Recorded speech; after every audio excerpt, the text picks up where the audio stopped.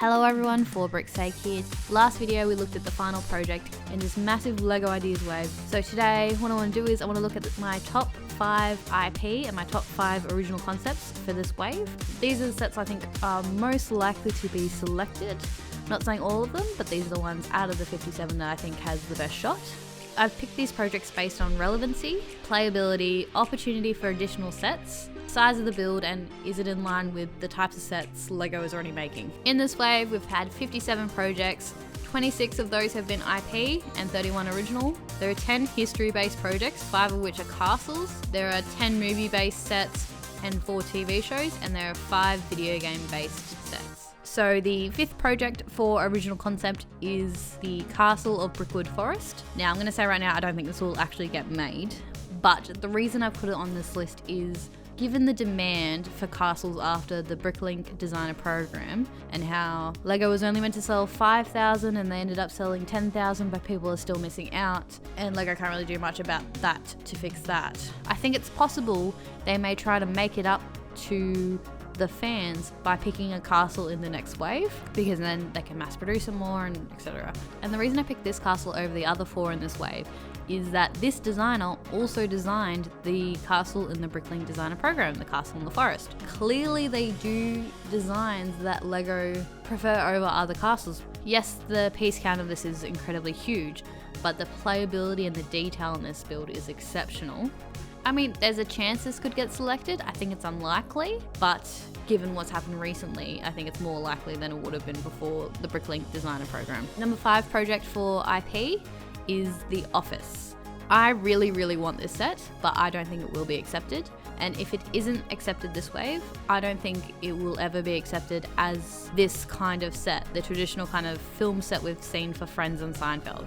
We have 2 projects of The Office in this one wave. It's got the best chance it's ever had of being selected. Like I said, if it doesn't happen in this wave, it won't happen as this kind of set. My number 4 pick for original concept is the LEGO Astronaut. The reason I picked this one is because 20% of all LEGO Ideas sets that have been selected have been space themed in some capacity. This is different to any Space Ideas set we've had previously. Obviously there's been a lot of like the International Space Station and rockets and stuff, so this one is space but a different side of it, so I can see LEGO picking it for that reason, and I think it's the most likely out of the space themed projects in this way to be selected. It is a very small and cheap set to make, which is again a plus. I think this one has a shot, just given the history of LEGO Ideas. My 4th pick for IP projects is Polar Express. This is another one I don't think will be accepted, but just from doing content from my channel, train fans of LEGO are absolutely frothing for this set. Like, it's been my most successful video. We have had in LEGO Ideas Christmas Ideas sets accepted in the Home Alone set. They're definitely not against selecting Christmas themed IP projects. And as someone commented on my Polar Express video, it has been a few years since the Christmas train set in the Creator Expert series. Maybe LEGO might look at this as the time for a new Christmas train.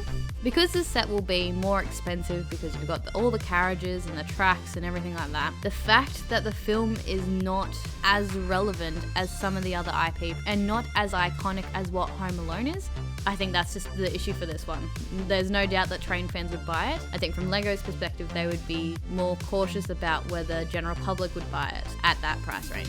My 3rd pick for original concept is the violin. This is a very polished build. It's very similar to previously selected sets Grand Piano, as well as the Globe and Typewriter, in that it's a household object. I think the piece count for this set in particular is at a good point for what the set is. Like, I fully expected it to be another 500 to 1,000 pieces for the set, so that's definitely got it going for it. And this build is just extremely polished. And obviously there is the history that they have selected sets like this before, so I think this one's got a good shot. My 3rd pick for IP project is Charlie and the Chocolate Factory. I mean, this film is iconic, it's had a reboot, it's an anniversary of the first film with Gene Wilder, which the set is based on. There is great functions in this, in that the chocolate waterfall moves, like it's power functioned. It's got great LEGO colours, like it's very bright and poppy. I will say it's got minimal play features, that might be a downfall. I think it's one that would definitely appeal to both kids and adults. It just reminds me of the quality of set we've gotten with Sesame Street and Winnie the Pooh. I think this one has a decent shot, certainly out of the IPs. My second pick for original concept in this wave is actually Tootin Conqueror. This is very similar to the bust we are getting with Marvel and DC with all the hero masks. It's a great opportunity for education from LEGO's perspective. It's the anniversary of his tomb being discovered. This is a super small and cheap set to make, so it's less risk for LEGO's part. This can easily be turned into a series of historical figures, similar to what I think they will do with the Vincent van Gogh set. So I think this set has a lot going for it at a very small piece count. My second most likely project for IP in this LEGO Ideas wave is a map of Middle-earth. This is obviously from Lord of the Rings. It's the 20th anniversary of the film and the 10th anniversary of LEGO doing Lord of the Rings. It's definitely one of the more original ideas for Lord of the Rings I've seen on LEGO Ideas. I think that's definitely a huge plus for it. We have another Lord of the Rings project in this wave, and we had one in the previous wave, and those two were very similar to each other, so even there you can just see how different this is. This kind of idea fits in with the art mosaics that we've been seeing recently, especially with the world map one that we've got, but I think this could open up an opportunity for a series of other films and books maps being made into sets. Immediately I would imagine Harry Potter, like either the actual world or Marauders map.